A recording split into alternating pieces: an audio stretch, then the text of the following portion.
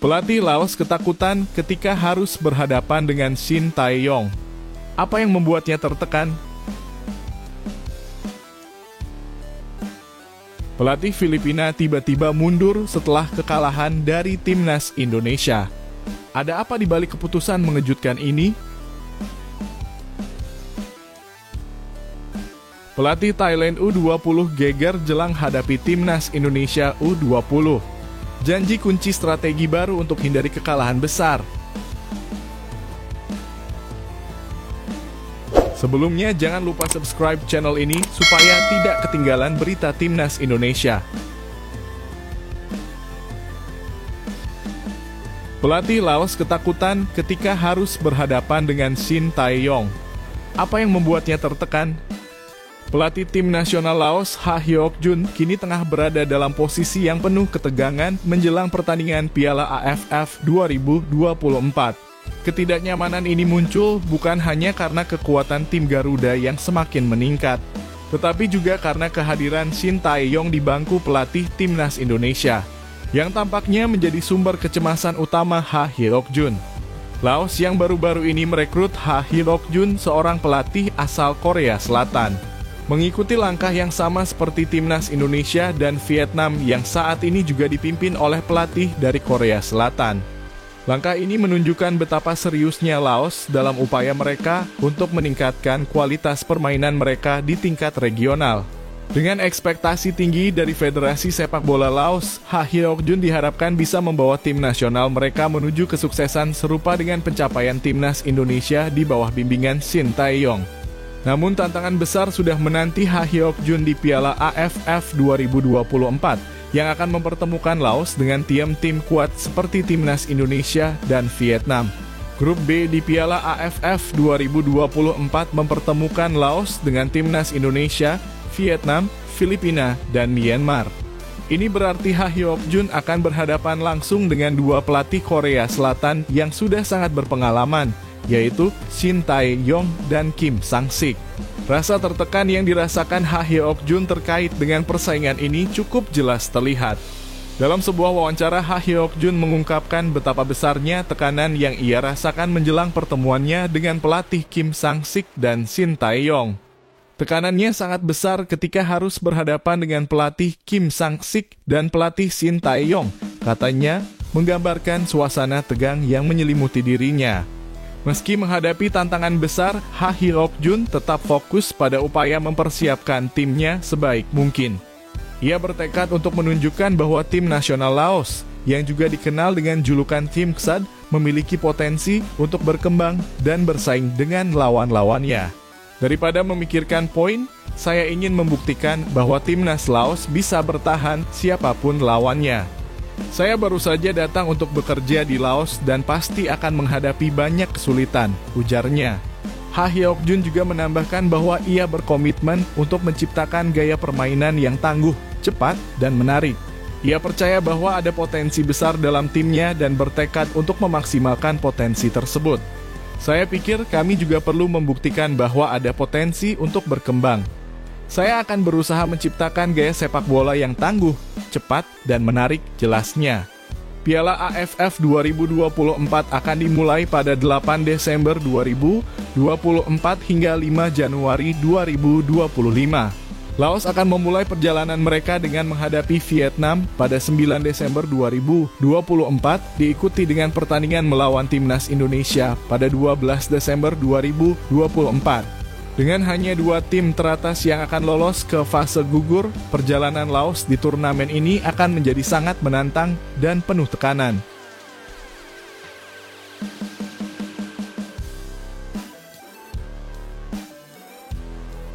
Pelatih Filipina tiba-tiba mundur setelah kekalahan dari timnas Indonesia. Ada apa di balik keputusan mengejutkan ini? Pelatih tim nasional Filipina Tom Saintfiet secara mengejutkan memutuskan untuk meninggalkan jabatannya hanya 6 bulan setelah memulai kontrak dengan The Azkals. Keputusan mendadaknya ini muncul setelah tim yang dipimpinnya mengalami kekalahan dalam pertandingan melawan timnas Indonesia di Piala Merdeka 2024. Saintfiet yang seharusnya memimpin tim Filipina dalam Piala Merdeka 2024 telah memulai tugasnya dengan kontrak yang baru saja berjalan 6 bulan. Namun ia memilih untuk menerima tawaran dari tim nasional Mali meninggalkan Filipina di tengah jalan. Direktur Tim Nasional Federasi Sepak Bola Filipina PFF, Freddy Gonzalez, mengungkapkan bahwa keputusan Saint Fit untuk mundur adalah hasil dari ketentuan dalam kontraknya yang memungkinkan pelatih tersebut untuk berpindah jika ada tawaran yang lebih menggiurkan. Freddy Gonzalez menjelaskan bahwa sejak awal pertemuan dengan Tom Saint Fit sudah mencakup kemungkinan bahwa jika tawaran yang lebih menarik datang, Saint Fit memiliki hak untuk meninggalkan Filipina. Dari pertemuan pertama saya dengan Tom, ini adalah sesuatu yang telah kami diskusikan. Bahwa jika kesempatan yang lebih besar datang kepadanya, saya tidak akan menghalanginya, kata Gonzalez. Meskipun pihak PFF menganggap bahwa Tom Saint Fit adalah sosok yang sangat diperlukan di Filipina dan sudah menunjukkan kemajuan meskipun memerlukan waktu lebih banyak untuk mencapai hasil maksimal. Pelatih berusia 51 tahun ini memang memiliki keinginan untuk kembali melatih di Afrika. Tom datang ke Filipina dengan niat untuk membantu proyek kami, tetapi hatinya selalu berada di Afrika. Kami berterima kasih atas jasanya dan mendoakan yang terbaik untuk peran barunya, ujar Gonzalez. Selama masa kepemimpinannya, Tom Saint Fit hanya memimpin The Azkals dalam 5 pertandingan pada putaran kedua kualifikasi Piala Dunia 2026 zona Asia. Pertandingan terakhir yang dilakoni adalah melawan timnas Indonesia, di mana Filipina harus menelan kekalahan 2-0. Sebelumnya, tim Filipina juga mengalami kekalahan melawan Vietnam dengan skor 3-2 dan 2 pertandingan melawan Irak yang berakhir dengan kekalahan 0-5 dan 1-0. Keputusan mendadak Saint Fit untuk mundur dari kursi pelatih Filipina menimbulkan berbagai pertanyaan tentang apa yang akan terjadi selanjutnya bagi tim nasional Filipina dan bagaimana mereka akan melanjutkan perjalanan mereka di turnamen dan kualifikasi mendatang.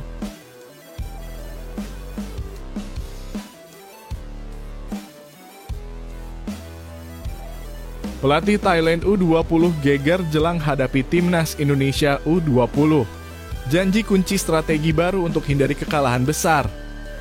Pelatih timnas Thailand U20 Emerson Pereira kini tengah bersiap menghadapi tantangan besar menjelang pertandingan kedua mereka di Seoul On Ice Cup 2024. Setelah mengalami kekalahan telak 1-4 melawan timnas Korea Selatan U20 pada pertandingan pembuka.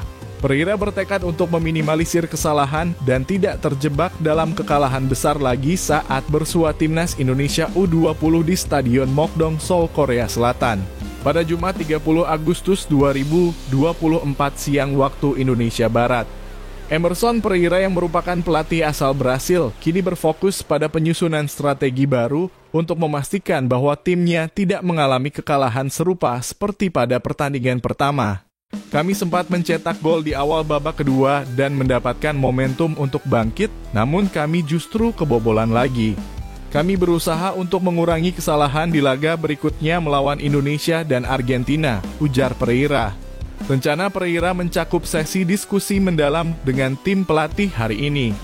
Selain mengevaluasi performa timnya melawan Korea Selatan U20, Pereira juga akan memusatkan perhatian pada persiapan menghadapi timnas Indonesia U20.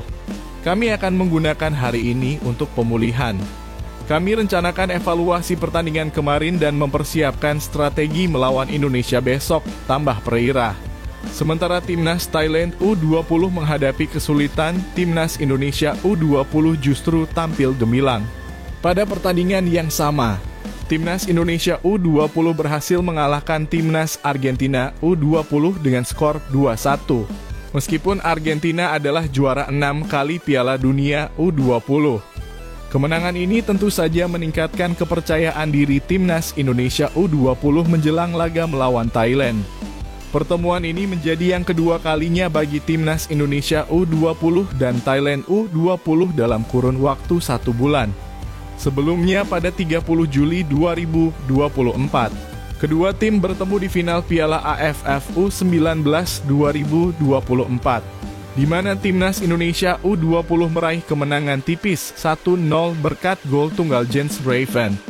Dengan begitu banyak yang dipertaruhkan, Pertandingan ini akan menjadi kesempatan bagi Emerson Pereira dan timnas Thailand U20 untuk membuktikan kemampuan mereka dan menghindari kekalahan besar lagi.